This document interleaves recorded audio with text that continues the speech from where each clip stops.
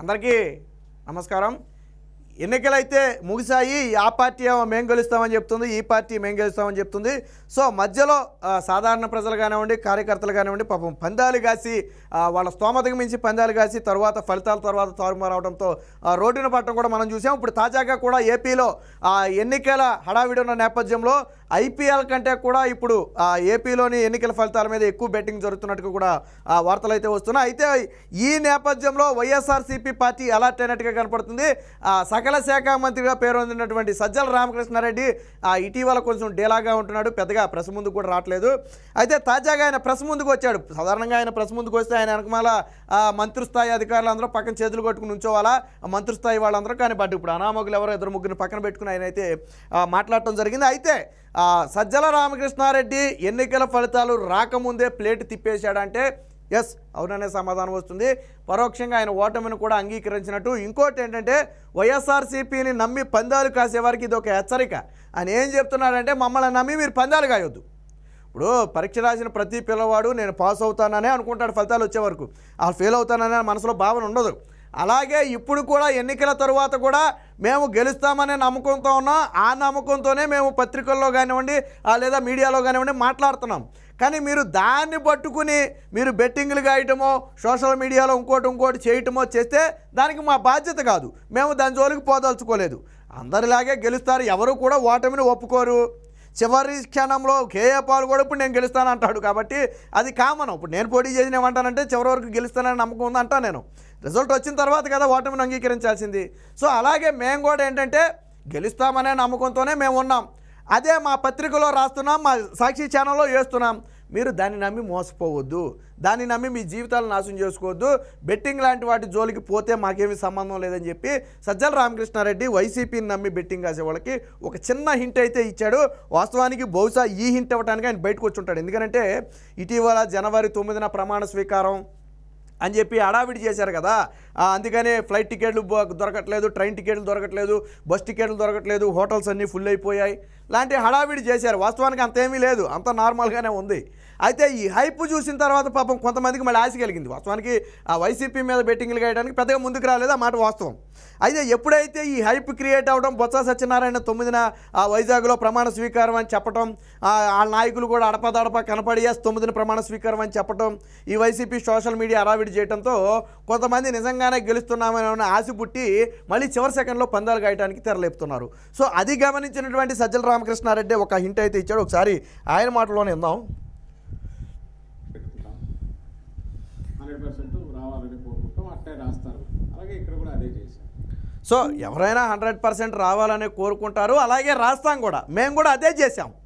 ఇప్పుడు ఆయన ఒక విషయం స్పష్టంగా చెప్పాడు, ఎవరైనా రావాలనే కోరుకుంటారు, మేము అలా అనుకునే రాశాం. తర్వాత ఏం చెప్పాడు అండి, అదే ఇంపార్టెంట్ పాయింట్. అందువల్ల ఊహాగానాలకు లేకపోతే బెట్టింగ్ల గురించి అది ఇంకొక ఏదో సోషల్ మీడియాలో సపరేట్ చేసుకోవడం.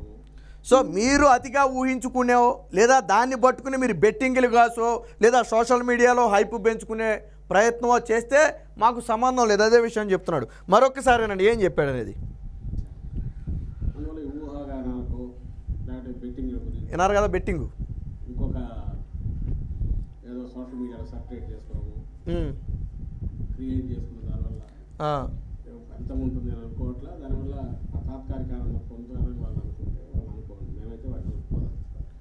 సో అది మ్యాటర్ ఏంటంటే దాన్ని పట్టుకుని వాళ్ళు ఏదో తాత్కాలిక ఆనందం పొందాలని అనుకుంటే మేము దాని జోలికి పోదలుచుకోవాలా, మాకు సంబంధం లేదు. అది నమ్మి మీరు బెట్టింగ్లు కాసో లేకపోతే ఇంకోటి కాసో చేస్తే మాకు సంబంధం లేదు అంటే ఒక హింట్ ఇచ్చాడు ఆయన. డైరెక్ట్గా చెప్పలేని పరిస్థితి, ఒరే బాబు మనం గెలవలేము మీరు పందాలు కాయొద్దని చెప్పలేని పరిస్థితి. కాబట్టి చిన్నగా హింట్ ఇచ్చాడు. ఏమని, దాన్ని మేము గెలుస్తామనే ఉద్దేశంతో ఉన్నాం, దాన్నే మా పత్రికల్లో రాస్తున్నాం, మా మీడియాలో ప్రచారం చేస్తున్నాం. ఫలితం తర్వాత దైవాధీనం తర్వాత ఏం జరుగుతుందో ఎవరికి తెలియదు. కాకపోతే అందరూ గెలుస్తారని అనుకుంటారు, మేమే అలా అనుకున్నాం అంతే తప్ప వై నాట్ 175 కాన్ఫిడెన్స్ ఇక్కడ లేదు. మీకు దానికి ఇంకో ఉదాహరణ కూడా చెప్తా. ఇప్పుడు తర్వాత బీజేపీ గురించి ఒక ప్రశ్న అడిగారు, అనండి ఒకసారి.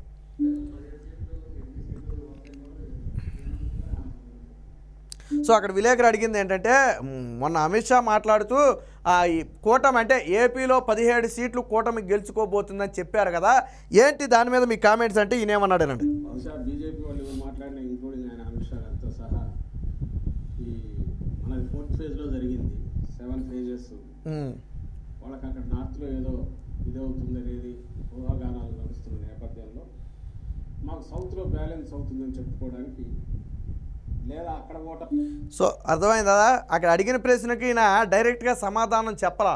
వాళ్ళు ఏమన్నారు, బీజేపీ 17 నుంచి 18 స్థానాలు గెలుస్తామంటుంది కదా, ఎంపీ స్థానాలు అంటే దాదాపుగా కూటమి గెలిచినట్టే కదా. సో ఏంటంటే వాళ్ళకి ఏదో సౌత్లో తగ్గుతున్నాయి కాబట్టి దాన్ని ఇక్కడ బ్యాలెన్స్ చేసుకుంటున్నామని చెప్తున్నారు తప్ప, అబ్బాయి ఎలా సీట్లు వస్తాయి, ఇక్కడ మాకు 20 సీట్లు వస్తాయి లేదా 25 సీట్లు మాకే వస్తాయి, వాళ్ళకి అంత సీన్ లేదు, వీళ్ళు ఓడిపోబోతున్నారు అని ఖండించే ధైర్యం సజ్జల రామకృష్ణారెడ్డి చేయలే. ఏమంటాడు, వాళ్ళకి ఎక్కడో తగ్గుతున్నాయి కాబట్టి ఇక్కడ బ్యాలెన్స్ చేసుకుంటున్నామని చెప్తున్నారు అంటే ఒప్పుకున్నాడు. సీట్లు వస్తున్నాయి, 17-18 సీట్లు బీజేపీ అన్నట్టుగా, అమిత్ షా అన్నట్టుగా వస్తున్నాయని ఒప్పుకున్నాడు. కాకపోతే వేరే చోట తగ్గినట్టుతో వీటిని బ్యాలెన్స్ చేసుకుంటున్నారు, అందులో ఏముంది అన్నట్టుగా అన్నాడు తప్ప నిజంగా మీరేం చేయాలి, దీన్ని ఖండించాలా. అబ్బాయి లేదు, మేము అసెంబ్లీ స్థానాలు 175 గెలుస్తాం, పార్లమెంటు స్థానాలు 25 గెలుస్తాం, బీజేపీకి లేదా కూటమికి ఎన్ని సీట్లు ఎలా వస్తాయి, మేము ఇక్కడ పూర్తి మెజార్టీతో గెలవబోతున్నామనే ధీమాతో ఉన్నాం, ససేమిరా వాళ్ళు గెలవరు, అన్ని సీట్లు రావు, అవన్నీ వాళ్ళ ఊహాగానాలే అని చెప్పి మాట్లాడాలి కదా. కానీ ఖండించాలా. ఎందుకని, అసలు ఆయన వచ్చిన ఉద్దేశం ఏంటి, మళ్ళీ ఖండించాడు అనుకోండి, అబ్బాయి అసలు గెలిచే ప్రసక్తే లేదు, మాకు 20 ఎంపీ సీట్లు 25 ఎంపీ సీట్లు అన్నాడు అనుకోండి, మళ్ళొకసారి హైప్ ఇచ్చినట్టు అవుద్ది, మళ్ళీ అనవసరంగా ఈ బెట్టింగ్లు కాసేవాళ్ళు వైసీపీ కార్యకర్తలు నమ్మి మోసపోతారనే భయంతో ఆ మాట చెప్పలేకపోయాడు. ఇంతకు ముందు చెప్పి ఆయన వచ్చిన ఉద్దేశం ఏంటి, ఒరే బాబు మమ్మల్ని నమ్మి మీరు బెట్టింగ్లు కాయొద్దురా ఆయన, మీ జీవితాలు నాశనం చేసుకోవద్దు, మేము ఎన్నికల్లో 1,00,000 డ్రామాలు ఆడతాం, మీరు ఆ డ్రామాలు నమ్మి నిజం అనుకుని మీరు రోడ్లు పాలు పడే పరిస్థితి వద్దు అని ఇండైరెక్ట్గా చెప్పడం కోసం వచ్చాడు. కాబట్టి దీన్ని ఖండించలేకపోయాడు. మేమే గెలుస్తాం అని ఎందుకు ఖండించలేదంటే మళ్ళీ హైప్ ఇచ్చినట్టు అవుద్ది, మళ్ళీ వైసీపీ కార్యకర్తలనే వాళ్ళు బెట్టింగ్లు కాసి వాళ్ళు రెచ్చగొట్టినట్టు అవుద్ది అని ఖండించకుండా వాళ్ళకి ఎక్కడో తగ్గుతున్నాయంటే సౌత్లో బ్యాలెన్స్ చేసుకుంటున్నారు. సరే ఎక్కడో తగ్గడం సంగతి పక్కన పడేద్దాం, సౌత్లో అయితే వస్తున్నాయి కదా, బ్యాలెన్స్ చేసుకుంటున్నారంటే వస్తున్నాయి కదా. సో కాబట్టి పరోక్షంగా అంగీకరించాడు. ఇది ప్రధానంగా ఎవరికి ఉపయోగపడద్దయ్యా అంటే, వాస్తవానికి వైసీపీని జగన్మోహన్ రెడ్డి ముఖ్యమంత్రి అవుతాడు అని నమ్మి కాసేవాళ్ళు తక్కువ. బట్ ఈ హైప్ చూసిన తర్వాత ఈ మధ్యన కాయటానికి సిద్ధపడుతున్నారు. వాళ్ళందరూ కూడా జాగ్రత్త పడాలనే ఒక ఉద్దేశంతో వాళ్ళు జీవితాలు కుటుంబాలు రోడ్డు, ఎందుకంటే బెట్టింగ్ అనేది ఇల్లీగల్ వాస్తవానికి, దానివల్ల ఒకసారిగా జీవితాలు తారుమారైపోతాయి, ఒక నైట్ తారుమారైపోయే పరిస్థితి. సో అలాంటి పరిస్థితి ఉండకూడదు, మమ్మల్ని నమ్మి మోసపోతే మళ్ళీ మీరు 175 అన్నప్పుడు 150 అన్నా రావా, కనీసం 100 సీట్లైనా వస్తాయి కదా అని మేము నమ్మకంతో కాసామని చెప్పి చాలామంది మళ్ళీ రేపొద్దున ఏళ్ళ నిందిస్తారు. అనవసరంగా మనకెందుకు ఈ తలనొప్పి అనుకున్నాడేమో కానీ నీ చిన్నగా అంటే పాము చావకూడదు కర్ర ఎరగకూడదు అన్నట్టుగా చెప్పకుండా అర్థం అవ్వకుండా హింట్ ఇచ్చాడు. దీన్ని అర్థం చేసుకోవాల్సిన బాధ్యత వైసీపీ నాయకులు కార్యకర్తల మీద. మీరు ఎంత గంభీరాలైనా పలకండి, బట్ బెట్టింగుల జోలికి వెళ్ళే సాహసం మాత్రం చేయొద్దు. దానికి సజ్జల రామకృష్ణారెడ్డి చెప్పిన మాటలే ఒక ఉదాహరణ.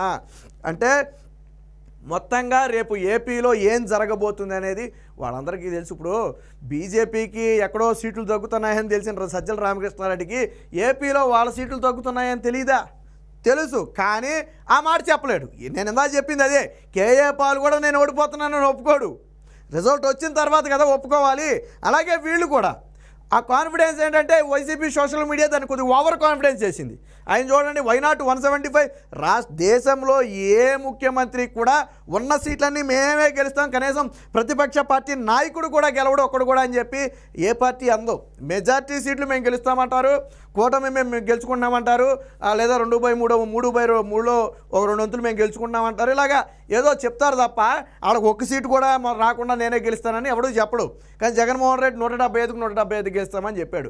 మీరు అక్కడే అర్థం చేసుకోవాలి, ఆయన ఓవర్ కాన్ఫిడెన్స్. అది ఎవరికైనా గెలుస్తామనే కాన్ఫిడెన్స్ ఉండాలి, తప్పులేదు. కానీ ఓవర్ కాన్ఫిడెన్సే ఈరోజు దెబ్బతీస్తుంది. సో ఆ ఓవర్ కాన్ఫిడెన్స్తోనే వైసీపీ సోషల్ మీడియా హడావిడి చేస్తుంది. కాబట్టే సజ్జల రామకృష్ణారెడ్డి ఈరోజు బయటకు వచ్చి చిన్నగా ఒక హింట్ ఇచ్చాడు, మీరెవరూ కంగారు పడొద్దని. కాబట్టి వైసీపీ సోషల్ మీడియా కానివ్వండి, కార్యకర్తలు కానివ్వండి, లేదా సాధారణ ప్రజలు కానివ్వండి, ఎవరైనా సరే వీళ్ళని నమ్మి మీరు ఏదైనా బెట్టింగ్ కాసే సాహసం చేయాలి అనుకుంటే దయచేసి అలాంటిది చేయొద్దు. సజ్జల రామకృష్ణారెడ్డి ఫైనల్గా తేల్చి చెప్పింది అదే. ఎన్నికలకు ముందే సజ్జల రామకృష్ణారెడ్డి ప్లేట్ తిప్పేశాడు. ఒక రకంగా ఏంటంటే ఉన్న వాస్తవాన్ని వెళ్ళగక్కాడు. బట్ అది కూడా తప్పని పరిస్థితుల్లో ఎదుటి వ్యక్తులు ఇబ్బంది పడుతున్నారని తెలిసి పాపం ఇది మంచి నిర్ణయమే, మమ్మల్ని నమ్మి మీరు బెట్టింగ్లు కాయొద్దని చెప్పడం మంచి నిర్ణయం, అదేం తప్పు కాదు, మీ జీవితాలు బాగుపడాలనే ఉద్దేశంతో చెప్పాడు. కాబట్టి వైసీపీ నాయకులు కానీ సోషల్ మీడియాలో కానివ్వండి లేదా ఇంకో చోట కానివ్వండి, వైసీపీ పార్టీని నమ్మి బెట్టింగ్లు కాసి మీ జీవితాలు మాత్రం నాశనం చేసుకోవద్దు.